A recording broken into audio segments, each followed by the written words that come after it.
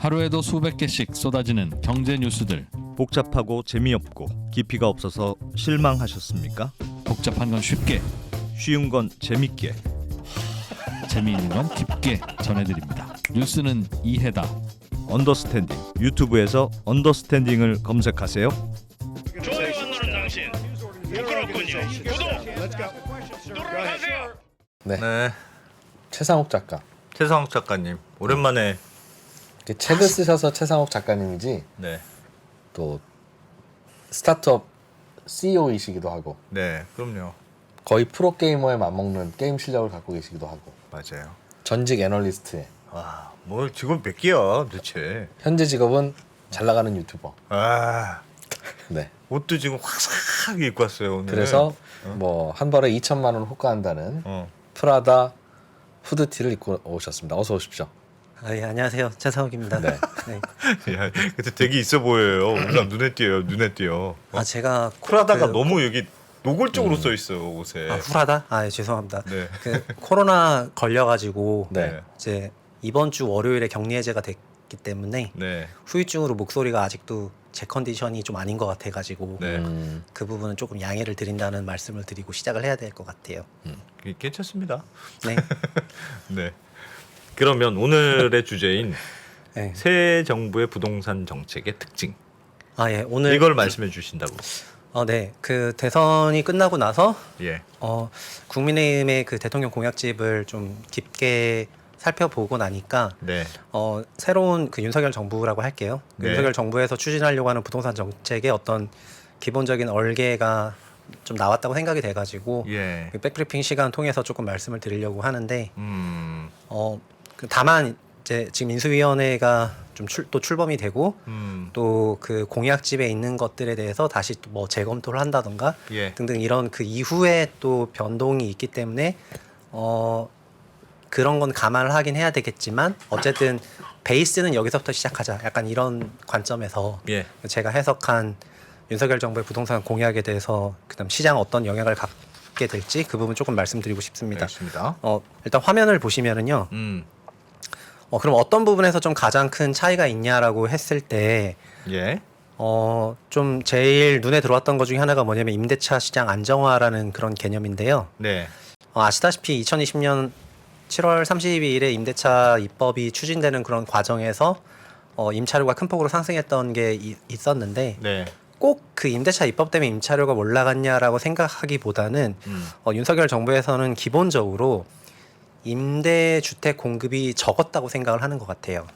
왜냐하면은 문재인 정부에서는 다주택자를 이제 주택 가격을 올린 그런 투자 수요의 원천이라고 생각하는 부분이 조금 강했었기 때문에 네. 다주택자를 규제를 해왔는데 그러다 보니까 다주택자의 또 다른 그 그림자 버전이 뭐냐면 민간 임대주택 공급원이라는 그런 국면이 있는 거잖아요. 예. 그래서 그런 게 줄어들었던 효과가 있었던 것 같다. 그래서 다주택자에서 점점 그냥 똘똘한 한 채 또는 실거주 한 채로 지향하는 그런 시장 분위기가 펼쳐지는 과정에서 임차료가 좀 구조적으로 올라갔었던 것이 아닌가 이렇게 진단을 하는 것 같습니다. 네. 그래서 그거를 정책으로 나온 부분은 일단 임대차 입법을 통해 가지고 임차료가 좀 큰 폭으로 올랐었던 게 있었기 때문에 네. 임대차법 전면으로 좀 재검토해야 된다 이렇게 그 화면 보시면 임대차법 전면 재검토해야 된다 이렇게 좀 얘기를 한 게 있었고요. 예. 그리고 더 중요한 거는 그 다음 단락이 나왔던 것 같은데 등록 임대사업자를 재정비하겠다 그래가지고 시장 여건으로 인해서 매입으로 아파트를 임대하는 주택임대사업자를 부활하겠다 이렇게 써놨거든요. 네. 그래서 이 부분이 저는 이제 거의 뒤통수를 한 대 맞은 것 같은 좀 충격으로 저한테 개인적으로 와닿긴 했어요. 그러니까 네. 주택임대사업자 제도가 2020년 710 부동산 정책을 통해서 아파트를 매입해서 주임사를 등록하는 부분에 대해서는 아예 민간 임대주택법 그 조정을 해가지고 폐지를 해버렸는데 이걸 다시 살리겠다고 얘기를 한 거니까 그러면은 주택임대사업자가 다시 많아질 수 있다는 걸 의미하는 거잖아요. 그렇죠. 그래서 지난 5년 동안의 그 주택 부동산 정책 방향과 가장 근본적으로 다른 것 중에 하나가 이게 아닌가 이런 생각이 들어가지고 이게 매우 중요한 포인트다 이렇게 생각을 하게 되었습니다. 그리고 자연스럽게 다만 전체 면적은 아니고 전용 면적 60제곱미터 이하로만 주택임대사업자 제도를 부활하고요. 그 주임사가 갖고 있는 엄청난 세제 혜택이 종부세 보라고? 합산과세 배제되는 거. 어. 그 다음에 양도소득세는 또 중과세 배제되고 장기보유 공제 받는 거요. 네. 그리고 이런 게 있다 보니까 이것 때문에 2017년 8.2 대책, 2018년 9.13 대책, 2020년 7.10 대책 이렇게 이제 계속 나왔었는데 이게 이제 근본적으로 좀 다른 게 아닌가. 근데 이거 단순히 그냥 주택임대사업자제도 살린다 이렇게가 아니라 다주택자나 주택임대사업자가 그 주택 가격, 소형 주택 가격을 올렸던 그런 문제점에도 불구하고 예. 이걸 통해서 임차 주택이 대거 공급될 수 있다고 생각하기 때문에 이 제도에 대해서 다시 부활해야 되겠다는 그런 카드를 꺼냈다고 생각하는 거여 가지고 가장 큰 변화라고 봤던 포인트입니다. 이게 근데 사실 임대사업자 등록제도 지원이 다시 나왔다. 전국적으로 지원해 주는 걸로 바뀌었다. 네. 그러면 임대 시장이 좀 안정될까요? 이게 실제로 네. 주택임대사업자 제도가 2014년 그러니까 14년부터 본격적으로 펼쳐지기 시작을 했는데 네. 생각을 해보시면은 14년부터 2020년까지는 전세 가격이 막 엄청나게 올랐다 약간 이런 건 아니었잖아요. 예. 실제로 전세 가격이나 전월세 가격의 그 변화를 보면은 매매 시장은 굉장히 좀 소형주택 중심으로 다주택자들이 주택임대사업자 등록을 하면서 소형주택 가격이 큰 폭으로 올라가는 건 있었지만 임차료는 상대적으로 안정적이었거든요. 그래서 그런 효과가 있었다고는 보긴 해야지 될 것 같아요. 그래서 아마도 지금도 비슷하게 생각을 하는 것 같습니다. 소형주택을 그냥 다주택자가 주택임대사업자로 등록하게 하고 주임사가 이제 한 10년 정도 장기 주택 임대 공급을 하게 되니까 그렇게 공급하게 되면 소형주택에 대해서 임차료가 안정화되지 않겠냐 약간 이런 생각을 하면서 이거를 다시 부활하겠다는 게 큰 그런 포인트인 것 같고요. 예. 그리고 이거와 함께 또 제 그 뭐라 그럴까 뒤통수를 한 대 더 때렸던 정책이 예. 다음에 나오는데 네. 이제 화면 한 번만 더 보여주시겠습니까? 이게 그 공공임대주택이랑 민간임대주택을 활성화하겠다라고 해서 또 여기서 또 전월세 난에 대해 가지고 또 방점을 두고 있거든요. 네. 근데 저는 처음에 이걸 읽었을 때는 민간임대주택이 주택임대사업자를 의미하는 거라고 생각을 했었는데요. 네. 근데 여기 어떤 배경으로 얘기를 하냐면은 공공임대주택은 주거 취약 계층에 제공되는 주거 복지에 조금 가까운데 모든 임차 가구가 공공임대주택일 수는 없기 때문에 그 민간이 제공하는 민간임대주택이 활성화될 필요는 있다. 약간 이렇게 얘기를 하고 있습니다. 저희가 네. 보통 들어가는 전세 월세가 민간임대주택이지 않습니까? 그렇죠.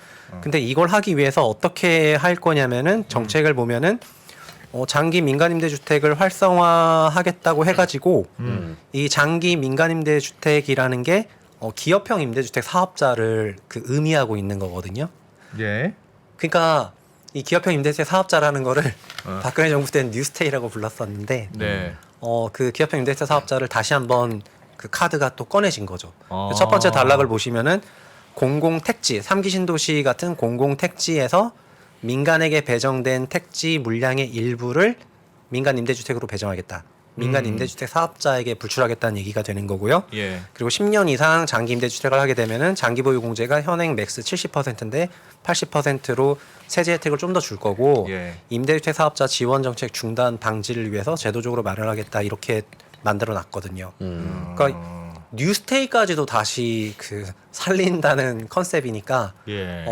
이것도 저한테는 되게 충격으로 와닿았던 구체적으로 저건 어떻게 하는 거예요? 그러니까 땅을 공공택지를 예를 들면 3기 신도시 땅을 정부가 일단은 사들여서 수용을 하겠죠. 그 3기 신도시 조성은 네. 공공이 하는데 하죠. 네. 근데 그 3기 일단 저희가 3기 신도시는 공공주택 특별법으로 만들어져서 1, 2기 신도시랑 다른 거는 그 공공주택의 비중이 기본적으로 높아요. 네. 50% 이상으로 세팅이 돼 있어요. 3기 신도시는. 예. 2기 신도시까지는 20% 이하여 가지고 민영주택이 많고요.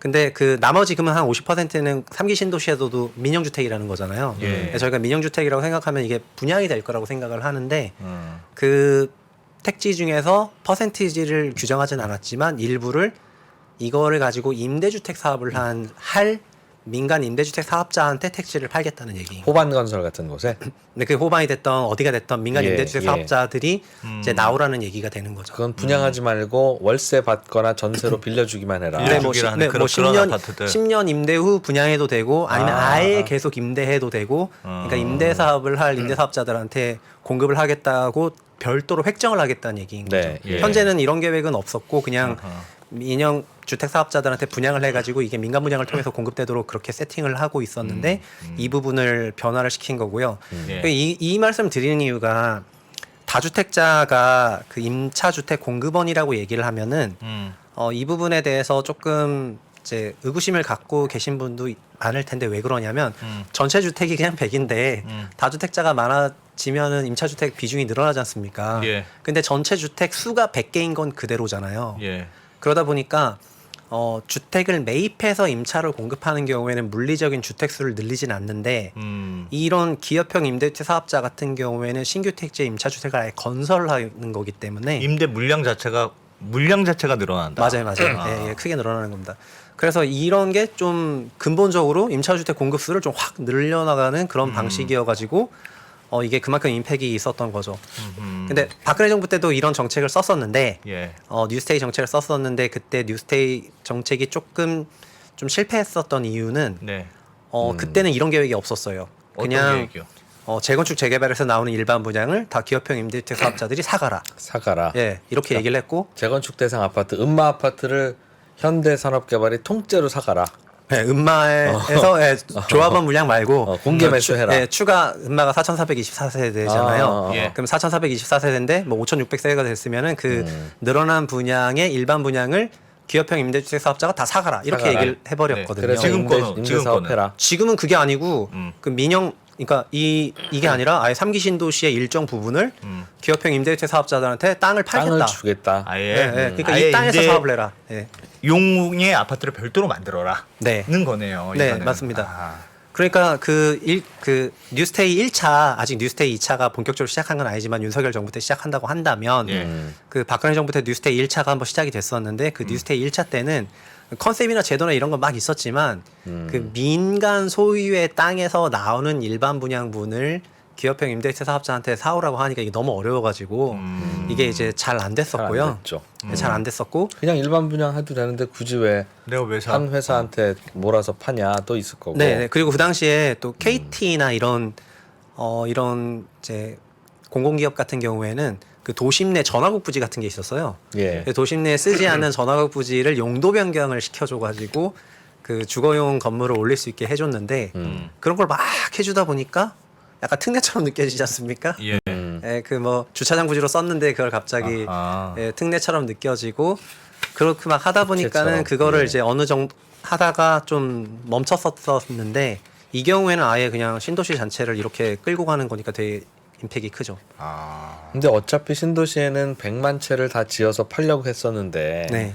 90만 채는 지어서 팔고 10만 채는 지어서 임대하는 사람한테 그 땅 팔겠다. 맞아요. 라고 네. 하면 임대 물량은 그냥 10만 채 다 지어서 팔아서 알아서 다주택자가 사가시면 임대 물량 되는 거고 1주택자가 사가시면 그냥 소유 거주 물량 되는 겁니다 하는 것보다 임대 물량이 좀 늘어나긴 하겠으나 네.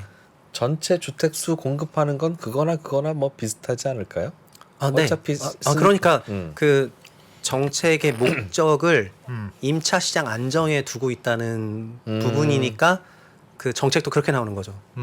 네. 그래서 특히 2020년 그 여름에 있었던 임대차 입법이 좀 기폭제가 돼서 임차 시장이 좀 큰 폭으로 올라간 국면이 없지 않은데 네. 그래서 지금 임대차 입법도 전면 재검토하겠다. 물론 오늘 임대차 입법을 전면 재검토하겠다는 공약을 다시 재검토하겠다고 네. 해서 이제 순환루프에 빠지긴 했는데 네. 그러니까 전면 재검토까지는 아니고 보완하겠다. 약간 이렇게 해서 임대차 입법을 없애다기보다는 좀 보완하는 방식으로 갖고 갈 거긴 한데 어쨌든 임차 안정을 위한 그런 것들이 공약에 많이 들어 있으니까 이런 형태의 정책 세팅이 나오게 된 거죠. 그러면 이렇게 되면 그러니까 그 공공택지에서 뭔가 개발이 되는 아파트 단지가 있어요. 그러면 그 중에서 일부는 항상 뭐 항상인지 모르겠지만 하여튼 거기에는 그 임대차 물량의 건물이 하나 생긴다. 네. 그 그 필지 전체가요. 필지 지금, 전체가. 지금 민간 분양으로 나오는 아파트 단지 1000세대 전체가 다 공공임대 물량이라는 얘기입니다. 전체로 민간임대 그렇게- 물량이라는 얘기입니다. 네, 그렇게 해주는 지역을 만들겠다. 네, 맞습니다.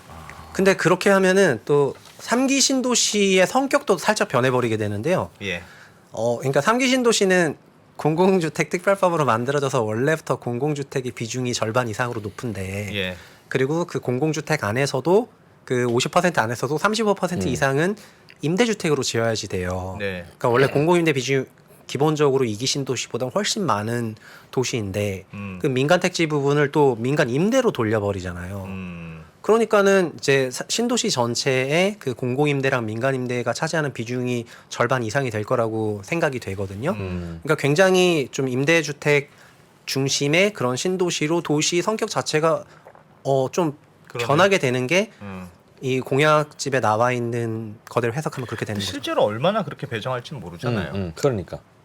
네, 모르죠. 모르는데 근데 이제 이 공약을 세팅하셨던 분은 그 이제 인터뷰도 하셨지만 김병환 전 박근혜 정부 때 차관하셨던 분이시고 네. 네, 그분이 계셨을 때 뉴스데이 정책도 나왔고 주택임대 사업자 제도도 나왔었고 했었기 때문에 다시 이제 이런 정책들을 여기 얹히신 게 아닌가 이런 생각이 들어가지고 원래 빵이었는데 네. 원래 빵이었는데 일부라 하더라도 그게 들어가게 된다면은 좀 의미 있는 변화가 이지 않겠느냐 이렇게 임대차 생각. 시장에 있어서는 네, 그렇게 생각하고 있습니다.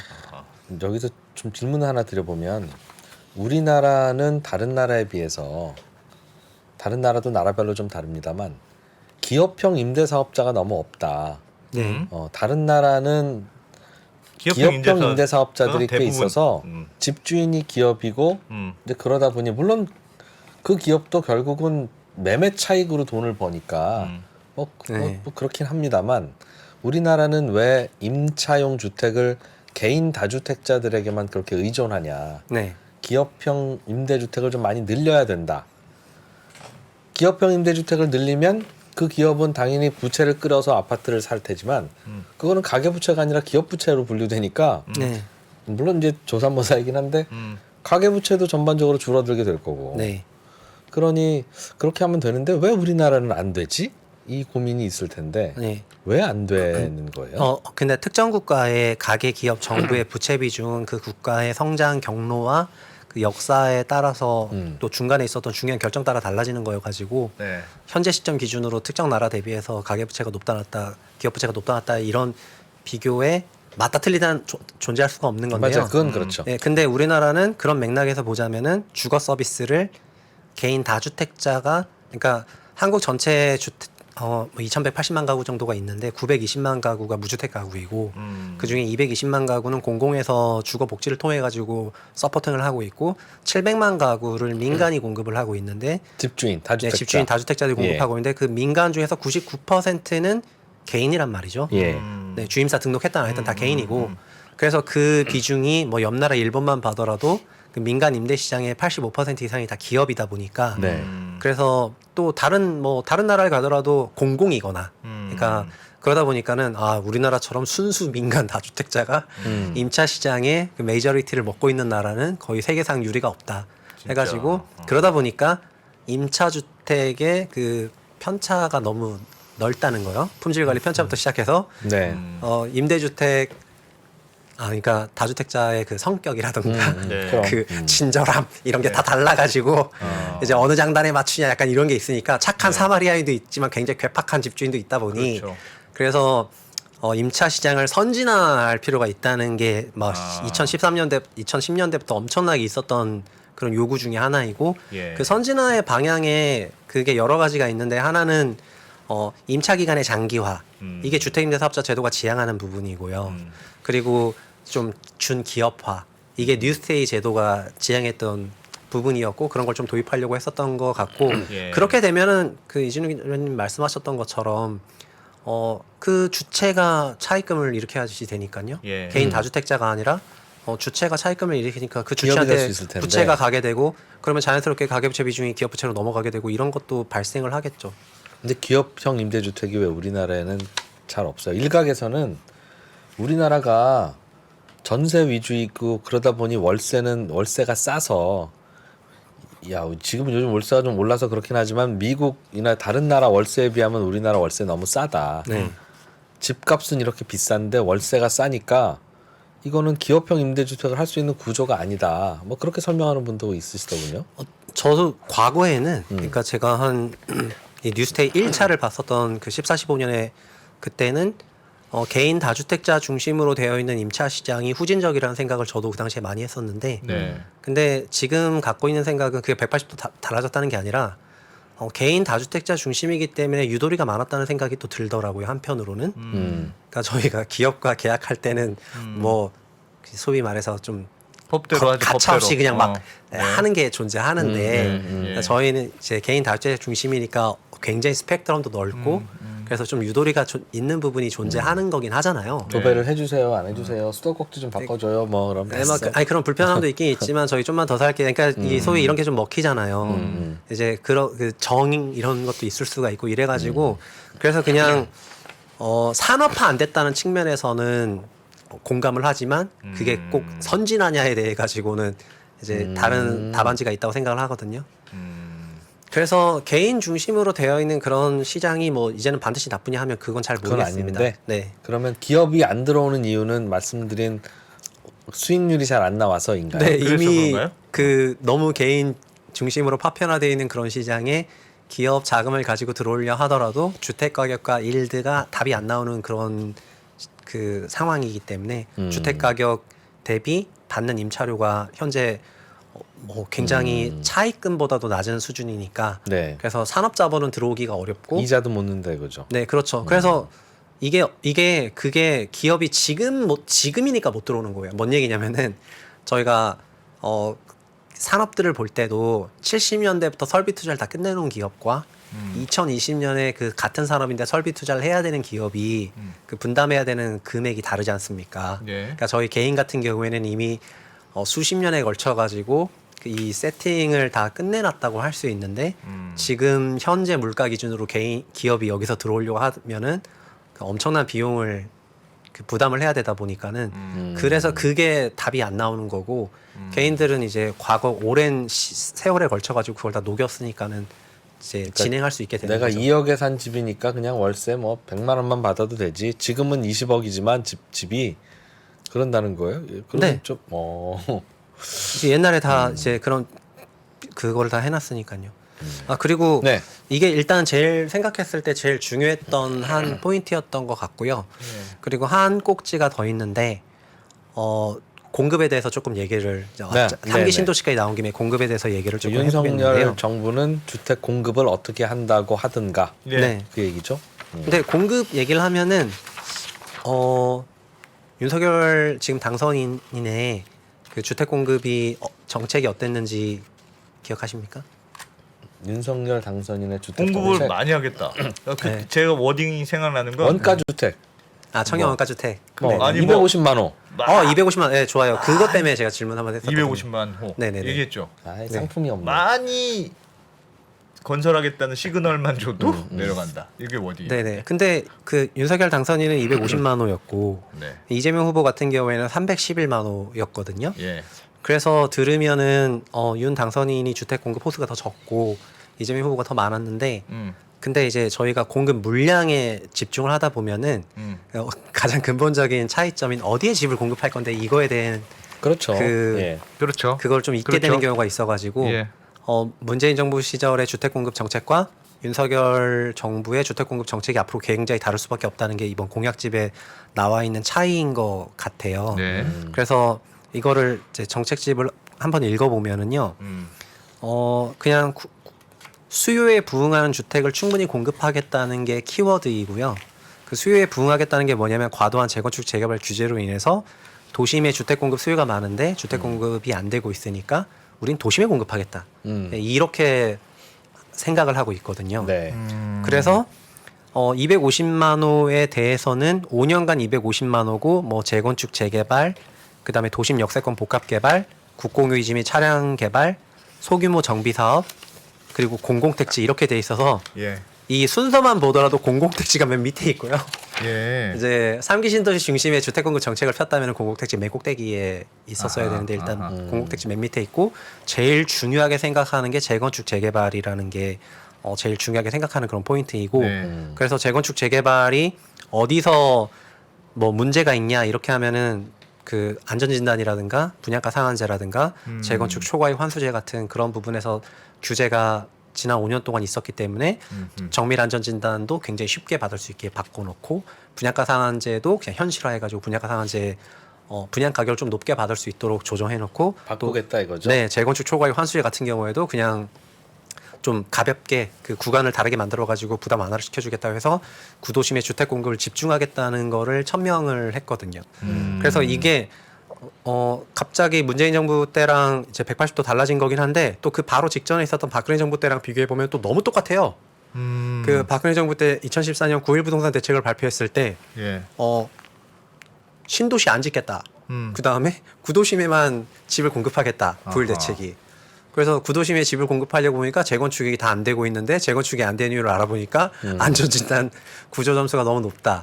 그 다음에 분양가 상한제가 작동을 하고 있다. 그 다음에 재건축 초과이익 환수제가 그냥 언제인지 모르겠지만 계속 있을 것 같으니까. 그러니까 그때 어떻게 했냐면은 그럼 안전진단 쉽게 해주겠다. 구조 점수 20으로 낮춰주고 분양가 상한제 자유로 시켜드리겠다 해서 분양가 상한제 자유로 했고 재건축 초과이익 환수제 이거는 그냥 적용 유예를 할게 해서 예. 그 셋 다 건드렸거든요. 그래서 재건축 사업이 실제로 굉장히 좀 활성화가 됐었는데 문재인 정부 5년 동안 그 세 가지를 또 다 건드렸죠.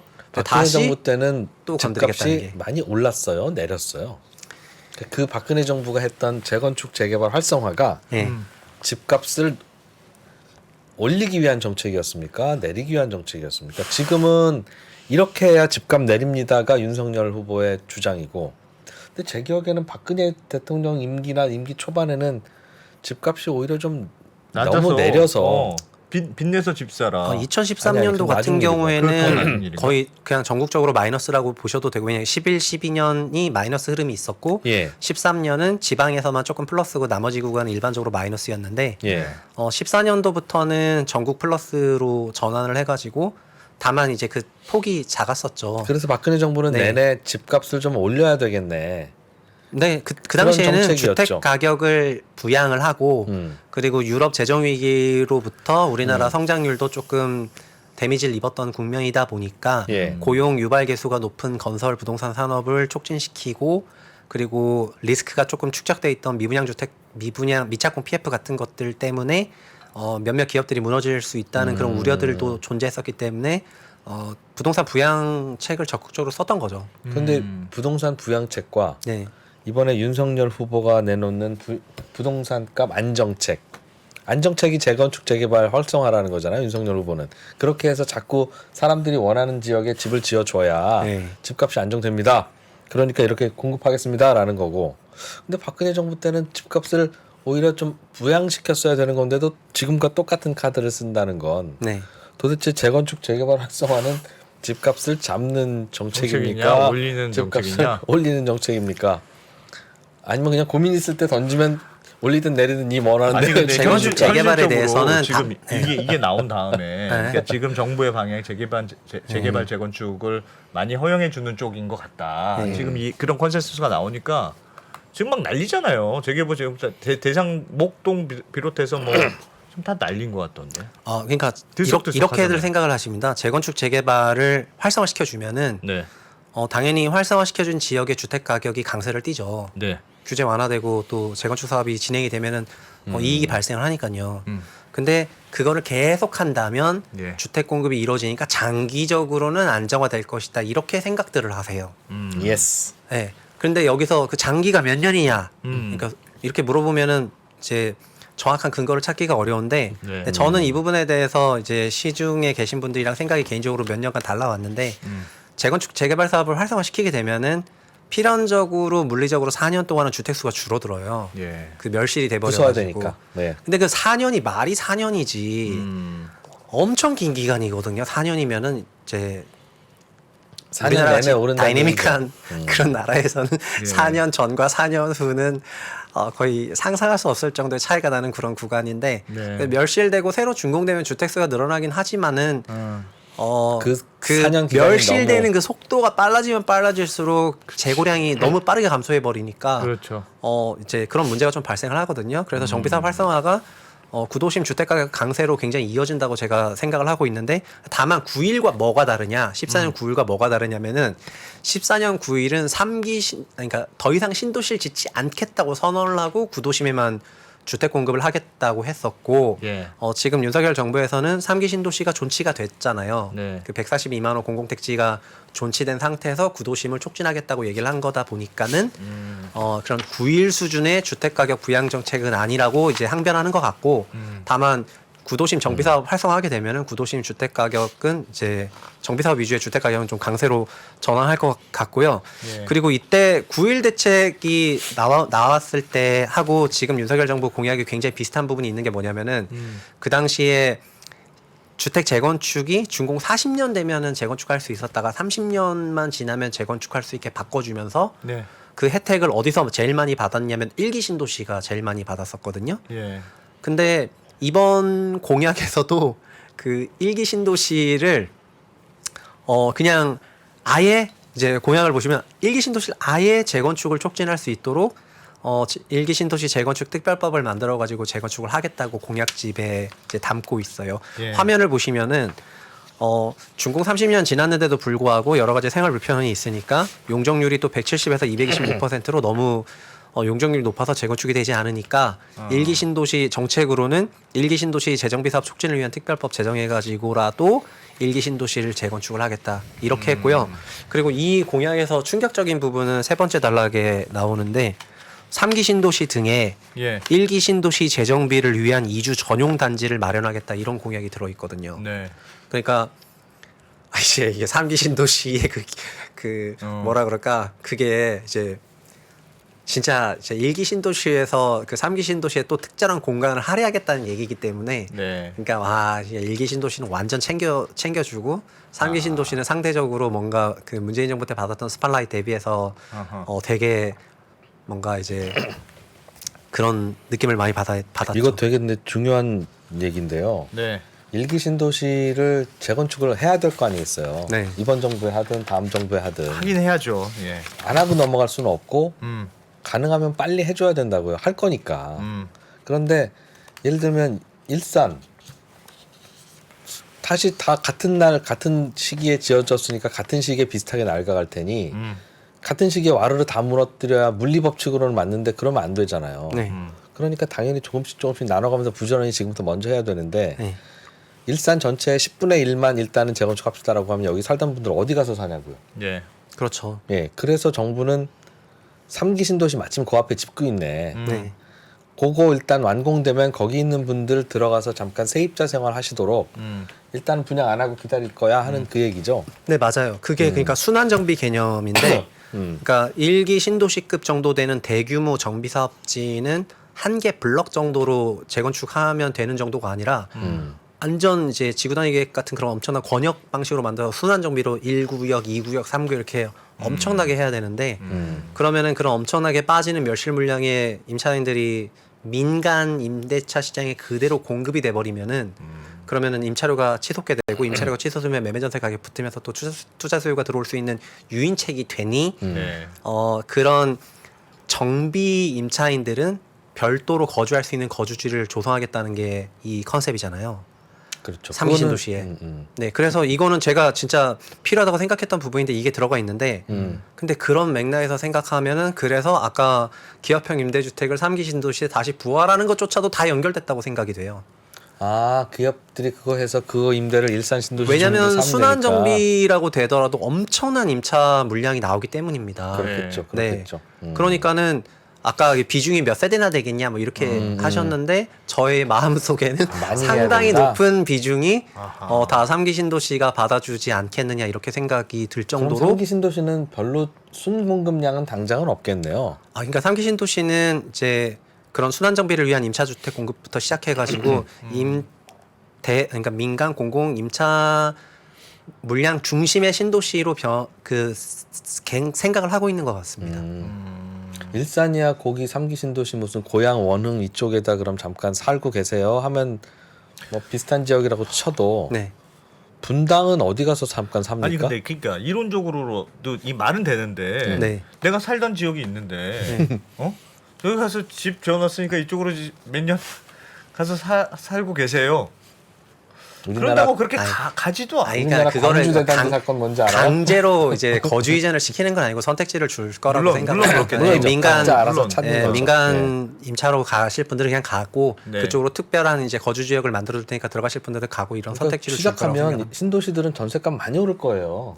아니 그러면 아니, 당연히 예를 옆 동네 들면 가서 살고 싶지. 이게 예를 들면 일기 신도시 재정비를 위한 그 건축이다, 네. 임대다 네. 하면 일기 신도시에서 왔으면 뭔가 뭐 좀 싸게 해준다던 그런 게 그런 있을까요? 게 있겠죠. 그러니까 거기는 이제 임차 자격이 일기 신도시 순환 재정비 임차인들이 경우에, 우선적으로 받는다. 뭐 이렇게. 모집을 하겠죠. 임차 주택 모집을 할 때 그런 식으로 디자인할 거라고 생각을 합니다.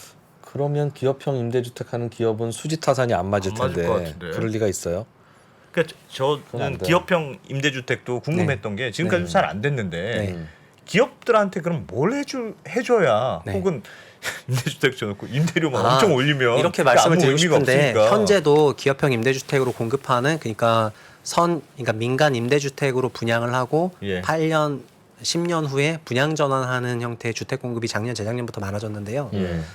특히 분양가 상한제 때문에 많아졌었는데 근데 그런 사업자들이 어쨌든 지금 존재하는 거잖아요. 지금 분양하는 것보다 이 가격에 분양하는 것보다는 10년 임차하고 나서 나중에 분양을 하는 게 우리한테도 유리하다고 생각해서 그렇게 선택한 사업자들이 있어서 그 3기 신도시에 공급되는 민간 임대주택이 무조건 순수 계속 임대로만 가냐 이건 아니고 그 분양 전환을 포함하는 그렇죠. 사업자들한테 10년 후에는 다 분양 또 하겠죠. 네, 네 그렇게 될 겁니다. 그래서 결국 그게 10년 후에는 분양전환 주택이 될 겁니다. 지금 공공임대주택이 분양전환 주택 되는 것처럼. 그리고 지금 당장 분양해도 돼요. 당장 분양하면 3기 신도시 분양받은 분양주가 일산에서 이사올 소유가 많네.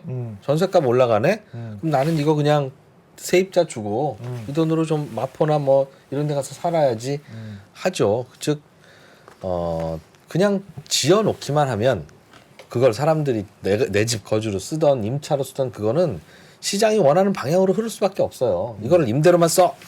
요거는 네 집에만 살아. 너의 의정부에 전세 주고 너 여기 가서 살아. 안 돼. 바꿔. 이거를 나라에서 할 이유도 없고 안 해도 짓기만 하면 물량만 되면 알아서 한다는 생각입니다. 아닙니다. 예, 계속 하시죠. 네, 그러니까 전반적으로는